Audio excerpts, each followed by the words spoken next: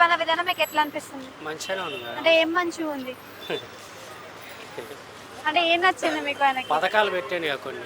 అంటే పథకాలలో ఏది పనికొచ్చే పథకం లేదంటారు, మరి మీరేమంటారు? ఇక కొందరు అట్లా అంటారు, కొందరు ఇట్లా అంటారు. అంటే ఫ్రీ బస్ వల్ల ఉపయోగం ఉందంటారు అసలు? నష్టమే కదండి. ఎందుకని? ఇప్పుడు సగం డబ్బులు పోతాండే, ఆ. వచ్చే ఆదాయం లేడీస్ మొత్తం వాటైనా. ఎవరైనా ఆధార్ కార్డు పట్టుకొని ఎక్కుతాండే. మరి పథకాలు మంచిగా ఉన్నాయి అంటున్నారు కదా మీరే. మేడం ఫ్రీ కరెంట్ వస్తుందా మీకు?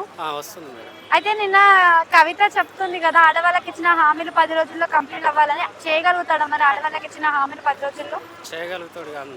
ఎలా అంటే ప్రధాన లేదంటుండు, మరి ఆ హామీలు ఎలా నెరవేరుస్తాడు?